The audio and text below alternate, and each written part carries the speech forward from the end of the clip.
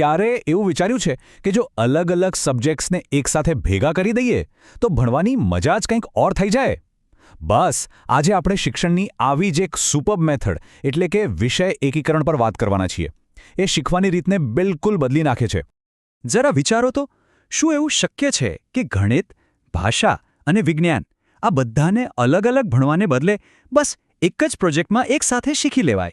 હા, આ જ સવાલ આપણને લઈ જાય છે વિષય એકીકરણની આખી નવી દુનિયામાં. તો આ વિષય એકીકરણ છે શું? એકદમ સિમ્પલ ભાષામાં કહીએ તો એનો મતલબ છે કે અલગ અલગ વિષયોને એક જ માળામાં પરોવી દેવા. આ એક એવી ભણાવવાની રીત છે જ્યાં એક જ એક્ટિવિટી કે પ્રોજેક્ટ કરતાં ઘણા બધા સબ્જેક્ટ શીખી જાય છે. અને મજાની વાત એ છે કે ખબર પણ નથી પડતી કે આપણે અલગ અલગ વિષયો ભણી રહ્યા છીએ. જુઓ, આની પાછળનો જે મેઇન આઈડિયા છે ને, એ છે જ્ઞાનને અલગ અલગ ટુકડાઓમાં નહીં પણ એક આખી મોટી પિક્ચર તરીકે જોવાનો. જરા વિચારો, જ્યારે આપણે રિયલ લાઈફમાં કોઈ પ્રોબ્લેમ સોલ્વ કરીએ ત્યારે શું આપણે ખાલી મેથ્સ કે ખાલી સાયન્સ વાપરીએ છીએ? ના ને, આપણે તો બધા જ જ્ઞાનનો એકસાથે ઉપયોગ કરીએ છીએ. બસ આ જ તો વિષય એકીકરણનો પાયો છે. ઓકે, તો આ બધી વાત સાંભળવામાં તો બહુ મસ્ત લાગે છે, પણ આ વસ્તુ ખરેખર કામ કઈ રીતે કરે છે? ચાલો આને સમજવા માટે એક પ્રેક્ટિકલ એક્ઝામ્પલ જોઈએ, એટલે બધું ક્લિયર થઈ જશે.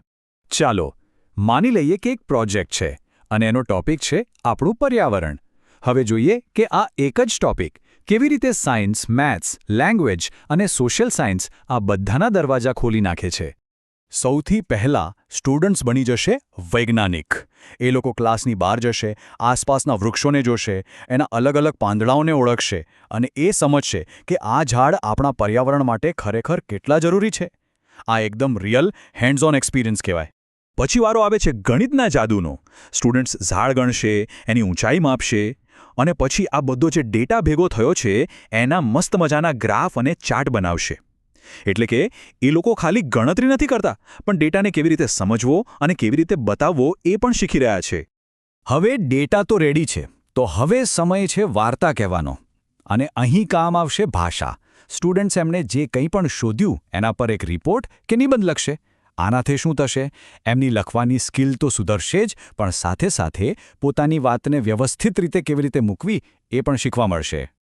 અને છેલ્લે આ આખો પ્રોજેક્ટ જોડાય છે સોશિયલ સાયન્સ સાથે.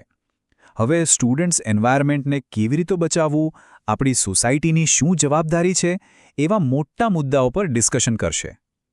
તો જોયું કેવી રીતે એક સિમ્પલ પર્યાવરણ પ્રોજેક્ટે સાયન્સ, મેથ્સ, લેંગ્વેજ અને સોશિયલ સાયન્સ બધાને એકસાથે લાવી દીધા. છે ને કમાલની વાત? પણ સવાલ એ છે કે આને ક્લાસરૂમમાં લાગુ કેવી રીતે કરવું? ચાલો હવે એ જોઈએ કે આ આખી એક્સાઇટિંગ જર્નીમાં ટીચર અને સ્ટુડન્ટ્સનો શું રોલ હોય છે. સમજો કે આ એક ટીમવર્ક જેવું છે. ટીચર અહીંયા એક ગાઈડનું કામ કરે છે. એ અલગ અલગ ટોપિક્સ પ્લાન કરે છે, સબ્જેક્ટ્સને એકબીજા સાથે જોડે છે અને એક્ટિવિટીઝ ઓર્ગેનાઇઝ કરે છે. બીજી બાજુ સ્ટુડન્ટ્સ એક્ટિવલી શીખે છે, ગ્રુપમાં કામ કરે છે અને પોતાના નોલેજનો ઉપયોગ કરીને કંઈક નવું બનાવે છે. આ એક પરફેક્ટ પાર્ટનરશિપ છે, ખરું ને? તો સવાલ એ થાય કે આ મેથડ સૌથી વધુ ક્યાં કામ લાગે? વેલ, ખાસ કરીને પ્રાઇમરી અને અપર પ્રાઇમરી ક્લાસમાં આ બહુ જ અસરકારક છે, કારણ કે આ ઉંમરે બાળકોમાં શીખવાની જિજ્ઞાસા બહુ હોય છે. આ સિવાય પ્રોજેક્ટ બેઝડ લર્નિંગ અને આપણી જે નવી શિક્ષણ નીતિ એટલે કે NEP છે એના મલ્ટીડિસિપ્લિનરી એપ્રોચ સાથે પણ આ એકદમ ફિટ બેસે છે. ઓકે, તો અત્યાર સુધી આપણે જોયું કે આ શું છે અને કેવી રીતે કામ કરે છે. પણ હવે સૌથી અગત્યના સવાલ પર આવીએ. શા માટે? આ બધું કરવાની જરૂર શું છે? આ મેથડ અપનાવવાના રિયલ બેનિફિટ્સ શું છે? અરે, આના ફાયદા તો ઘણા છે. પહેલું તો એ કે સ્ટુડન્ટ્સ ખાલી ગોખણપટ્ટી નથી કરતા, પણ સબ્જેક્ટ્સ એકબીજા સાથે કેવી રીતે જોડાયેલા છે એ ઊંડાણપૂર્વક સમજે છે. બીજું, શીખવાની આખી પ્રોસેસ એકદમ રસપ્રદ અને એન્ગેજિંગ બની જાય છે. જ્યારે એમને સમજાય કે આ બધું નોલેજ રિયલ લાઈફમાં કામ લાગવાનું છે, ત્યારે ભણવાની મજા જ વધી જાય છે. અને હા, આનાથી સમય અને રિસોર્સિસ બંને બચે છે. તો છેલ્લે એક સવાલ સાથે આપણે આ વાત પૂરી કરીએ.